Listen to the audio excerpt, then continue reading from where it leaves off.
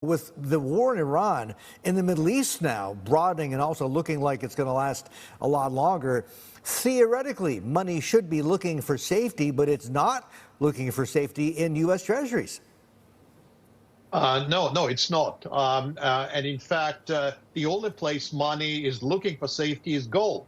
I think, will continue to perform. USD, I think it's just a tactical. It's nothing more than that. So I don't believe either U.S. Treasuries or U.S. dollar probably will ever come back as a safety asset.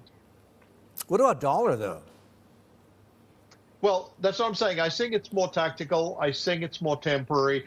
Because remember, currencies are relative. They don't have absolute values. And if you think of the impact of energy on Europe, Japan, and the United Kingdom, it's far greater than what you're going to see in the United States. And so US dollar reflected that higher degree of vulnerability in other areas. But in a treasury market, there was no evidence because investors are concerned about inflation, that actual inflation could tick up way beyond 2.8, 2.9% on a PCE basis. And not only that, but at the end of the day, do people want to diversify the investment on the wider space? And I think the answer is yes. That's been the answer for the last 9 or 10 months. And I think that's going to be the answer as we go over the next 2, 3, 4, 5 years.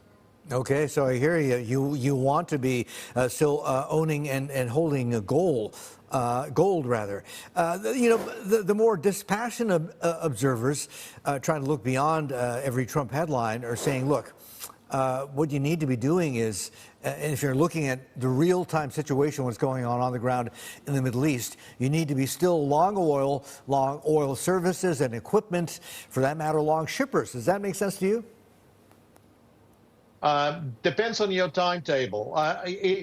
Essentially, it all depends on the length of the war. The longer the war continues, the more damage it inflicts, the higher will be the price of oil. So you can only drive it to $100, $120 a barrel if you actually have a very protracted war, and or if, in fact, the regime change is real. And when we talk about the regime change, it's not just decapitating a couple of guys. That makes absolutely no difference. But any substantive regime change in Iran could actually create chaos, and that's probably will be the most likely outcome if you actually try to do that.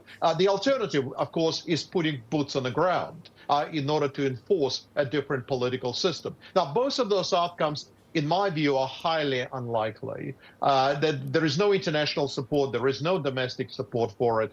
Iran is a very large, complex country with various nodes of power all across it. All of them have interest in preserving the system. Yes, some personalities will change. Yes, certain things will change, but the system itself will be incredibly hard to displace. And in fact, you have to be very careful if you try to do that. So if you start looking at oil, you would say, is oil market oversupplied over the next 2, 3, 5 years compared to the demand? I think the answer is yes. So what we're dealing with is just a shock to the system right now. And it all depends whether that shock lasts for 2 weeks, 3 weeks, 4 weeks, a month or two, or whether it's much longer and much more damaging. I'm in the camp of a shorter campaign, and I'm in the camp of less damage, in which case I think oil prices will come down again.